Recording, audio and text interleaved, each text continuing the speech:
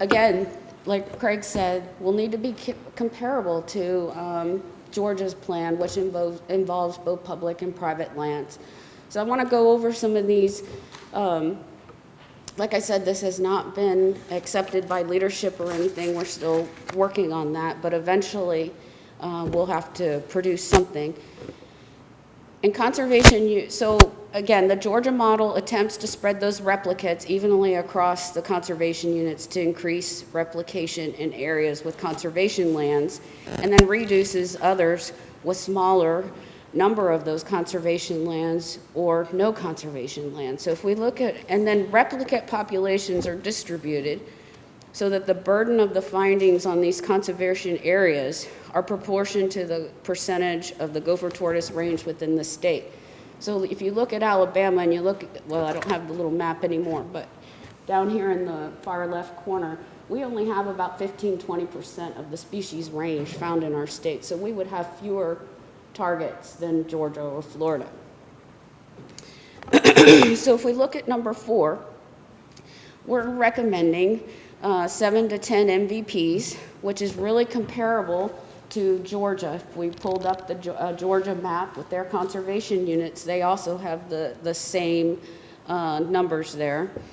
And this Alabama conservation unit includes Barber WMA, Fort Rucker, Geneva State Forest, and Geneva WMA. So we do have some public lands within that. The Alabama public lands are unlikely to have more than probably 5 populations, and some will require some of this consolidation that Craig was talking about earlier on those lands so that those animals can find each other and that these reserves can eventually achieve population viability status. So therefore in Alabama, we're likely looking, we're going to need partners to help us find these other 2 MVPs in there if these are the numbers that our agency goes with. So we're going to need private lands to help us meet these goals in all of our conservation units. So here's our potential outcome. We have lots of work to do. Fish and Wildlife Service will be making a listing decision in 5 years. We recommend creating regulation like the other 3 states. The burrow is really the important structure, and we need to protect the burrow from intentional destruction, exempting agriculture and silvicultural activities, as does Florida and Georgia. That's how they write their regulation. We need to identify, prioritize, and protect our viable populations. We still need more surveys at Conecuh. We've only surveyed 3 areas at Conecuh. There are several other areas that could potentially have MVPs, but we need to survey those. And we also need to survey our private lands for those support populations and to see if we have any MVPs. And we need to continue enhancing and creating habitat through applied management activities, land acquisitions, or incentives to private landowners. And we're going to do this hopefully through partnerships. We're all going to need to work together, think creatively, thinking outside the box, strategically leverage funds and resources so that we can get the job done and defend the need not to list. So that is all that I have. Are there any questions?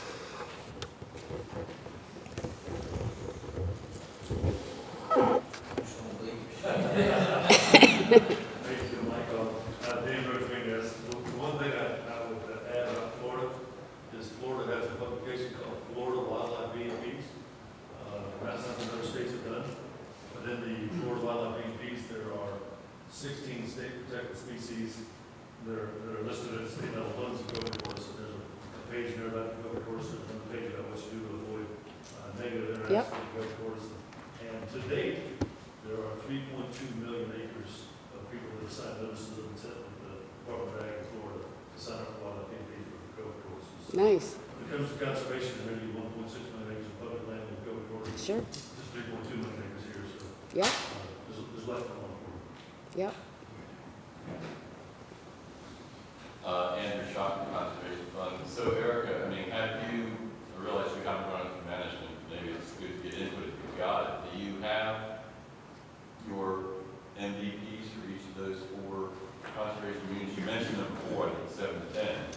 You have that already sort of Right? forward on your other units? And I then do. The follow-up is, what do you know about what you have in terms of MVPs? Okay. So we'll start with number 4. We think we need, working with Craig and Sharon, 7 to 10 would be a good, is what we think is our estimate. We have those public lands that are there. Remember, Barber is not going, probably never had an MVP. It's on the periphery of the range. Soils are really dissected. So it'd probably be good for a support population. Doing a lot of management at Barber right now. So that's how we put that. Fort Rucker has a lot of potential. We think we may have an MVP at Fort Rucker, but we're still working with them, doing some of that. We look at Geneva State Forest and Geneva WMA. The state forest is owned by the Alabama Forestry Commission, which is different than our DWFF lands, the Geneva WMA. And Sharon's going to get into the data, but we have no MVPs on those. The state forest, they have roughly 500 animals on their 7,000 acres, but they're still spread out. So I don't want to speak for Ray. Ray's going to talk about what some of the things that they're going to do. So we have no MVPs on any of our state-owned lands. Then we go to Before you leave that unit vote, just again, Okay. as an example, you still don't, so you have pretty good data in terms of survey. Just on information public on land? public lands. Yes. You don't have Nothing on private on lands. private lands, No. That's for all of our units. okay. Okay? So then for unit 3, this is a really large unit, and remember how I told you after working with Florida, because Florida had this really small unit, and then we had a small unit, but then we had that periphery unit up at the top. Working with Florida, we're going to probably Conecuh, Blackwater, those are going to be the areas that are going to have the potential for MVPs. So we're recommending 12 to 16 populations in that area. 6 of those populations on Conecuh, 3 possibly on Perdido, and that again comes out of a paper from 2011 where Craig recommended some focal areas on Perdido. The population on Perdido is really sprawled out, so this might be one of our options to consolidate animals like Craig had talked about. But that still leaves 3 additional populations needed from somewhere else. Conservation Area 2, we have Fred T. Stimson Sanctuary up there. We're thinking we need 1 to 2 populations here, and this would be a great place to start trying this consolidating animals into a 250-acre pen, you know, because they're really sprawled out. I don't think there's been a lot of recruitment on that area. So if we can put these animals in a pen and see about, you know, they'll be able to behave as a population, that would be a good area. But then we still need another population from private sector. That's MVPs. But So we, in Unit 2, how many populations are you thinking? 1 to 2. 1 to 2. And then we have the listed range, and we didn't do the listed range. Okay. What the, what's taking, conservation efforts taking place across the range. And then I also have, as one of my last bullets, potential outcomes. And that is my take on what the states feel as their, as if the population is stable, increasing, decreasing. You know, it's how, it's attending all these meetings, and it's my take, it's not the state saying this, or Fish and Wildlife Service saying that it is stable. This is my opinion and how the states seem to feel about their status on their lands.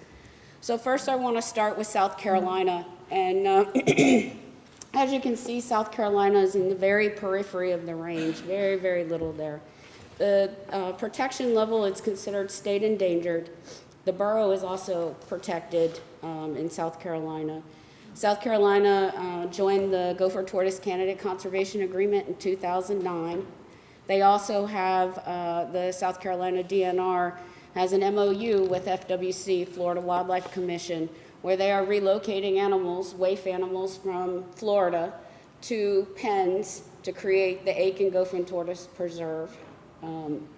They're close to 230 animals now that have been moved in the last probably 5 years or so. They also have a Gopher Tortoise Initiative, which is their working lands for wildlife. You remember, they're in the really peripheral of the range. So in their potential outlook, from what I've been hearing and attending all these meetings, they're going to have a viable population fairly soon created by these relocated animals to the Aiken Preserve. And they also have documented 2 support populations. So it looks like it's going to be pretty stable here in South Carolina. So they're feeling, I think, pretty good with their status. So next I want to move to Florida, which is the complete opposite of what we are.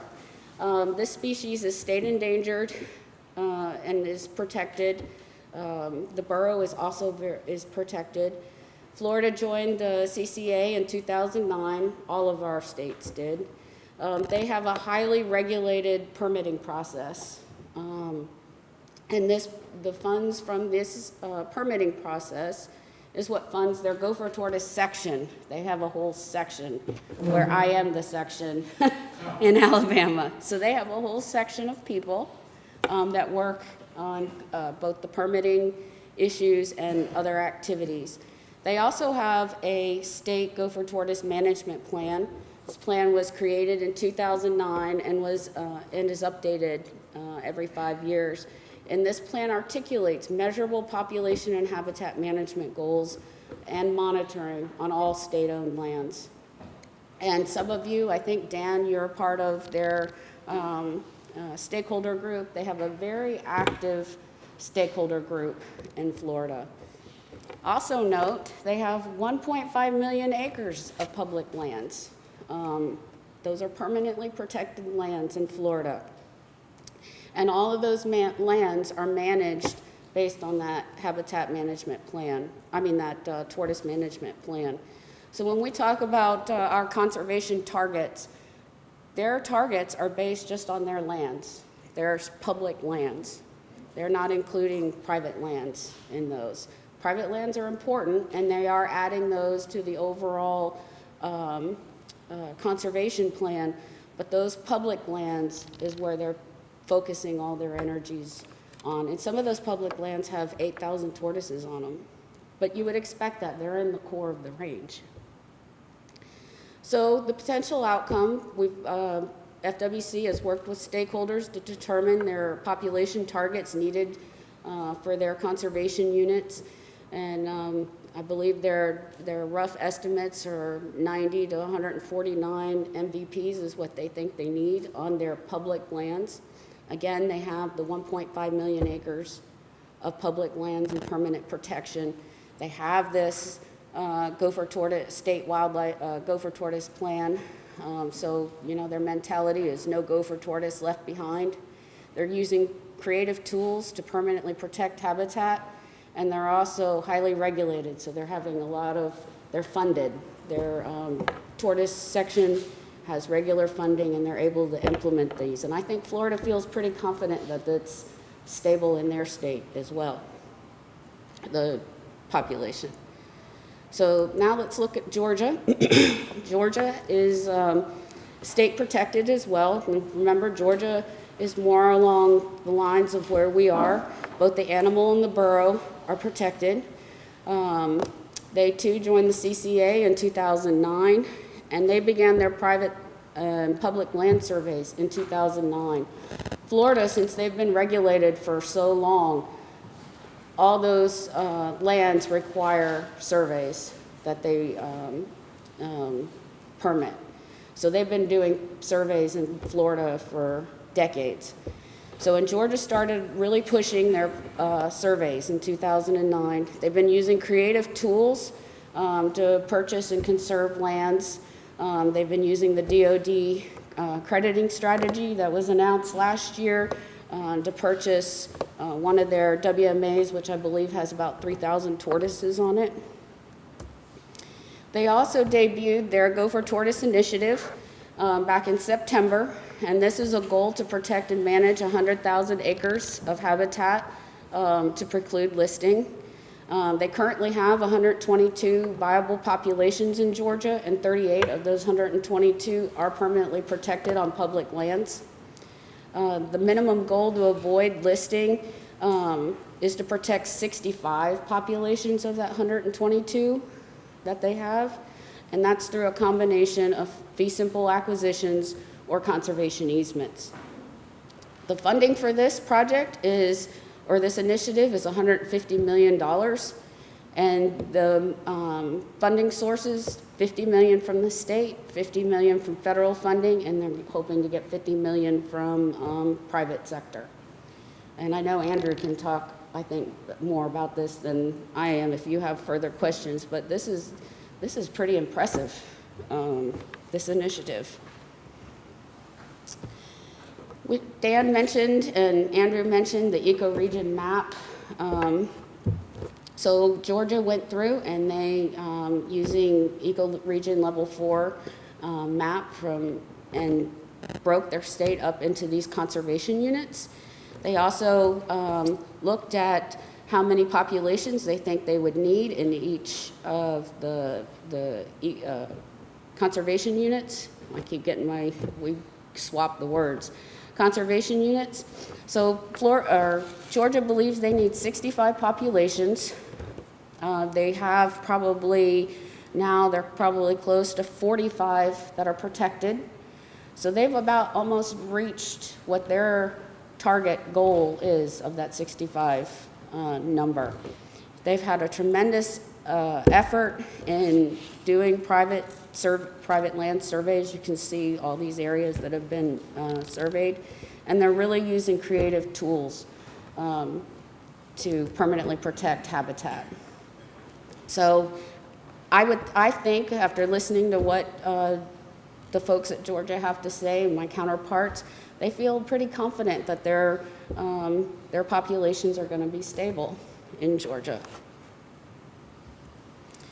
So next, we're going to talk about Alabama, and this is where we are. Remember, 95% of our gopher tortoise habitat's in private ownership. We are different in that we have the federal protection in Choctaw, Mobile, and Washington counties, and then we also have state protected in the candidate range. We too joined the CCA in 2009, and then in 2015, our agency saw the need to have a dedicated individual to focus on state gopher tortoise conservation because we knew this listing was coming up. So that became me. We have purchased lands within the range, and Drew talked about this, about 10,000 acres down in Geneva. It's our Geneva WMA, and that is contiguous with our Geneva State Forest, so there's about 17,000 acres of protected lands there. We also work on a multi-state state wildlife grant called the Sandhill Longleaf Ecosystem Restoration Grant, and Drew mentioned this too. We've restored 400 acres there at Geneva, and we also do a lot of education and outreach and try to work on partnering with different grants, and I think Ashley Smith from SFI will talk about some of our things that we've done. And our surveys, we just completed our public land surveys in 2017. Looks like we potentially have one viable population on Conecuh. We also think we might have a viable population on Fort Rucker. We've been working with Fort Rucker as well. On our public lands, the ADCNR public lands, we have no viable populations, and Sharon Herman will go into some of our survey efforts in a little more depth. And then we're just now starting private land surveys. We've been working with some of our partners. We also have a very small grant. We're working on a planning grant proposal so that we utilize these funds efficiently once we start doing private lands. But private lands is our missing information right here. So as Craig said, Fish and Wildlife Service has been working with all the states within the range to determine how many populations are needed for the species to be stable across the range. Georgia and Florida, they've already they've been doing this. South Carolina and Alabama, we were just now coming to the table to work on our conservation unit maps. And Georgia and Florida already had their ideas, and then working together, we've kind of tweaked those. We've been following, since Georgia is much more like us and our state issues, we've been using their approach, which Craig talked about, to develop our conservation unit targets. And again, we started with the 3 R's, so I won't really go into those. But so how we came up with our conservation unit map, we started just like the rest of the states using the ecoregion level 4 map there on the left. We looked at the soil suitability map that Drew showed in his presentation from NRCS and Fish and Wildlife Service, version 6.6.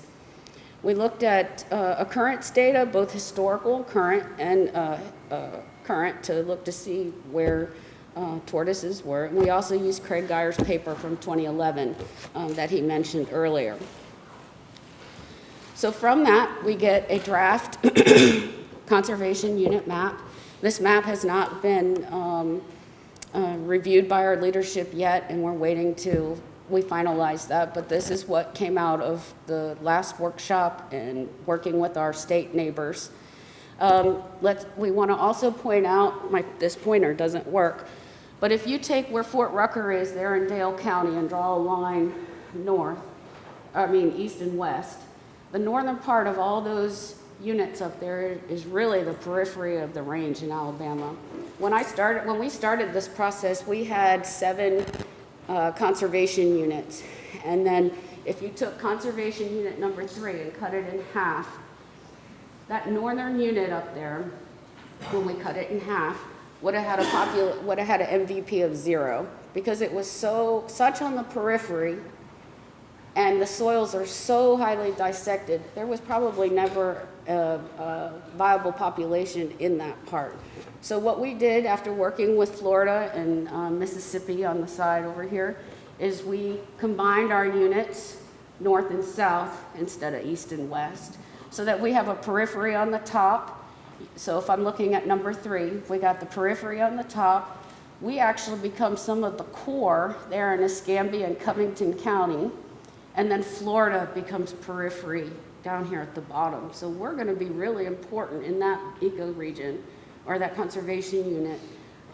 If you looked at this from a multi-state, like you said, Dan, Alabama's going to have a lot of the core on Conecuh. So we tried to look at all those things to come up with a conservation plan that would be doable for our state, because we also did the same thing on the listed range, kind of like where Choctaw County line is there, the southern line. My grant is really small, and it's going to be, we're going to work on how to best utilize that money, and we're trying to work on a planning grant so that we can use that money to the best that we can do. But yes, that is a huge dilemma. Where is that money going to come from? Working with partners. We've also talked about maybe having different reserves set up in different places and managing areas. So we don't have the funding right now to survey everybody or those large landowners like that.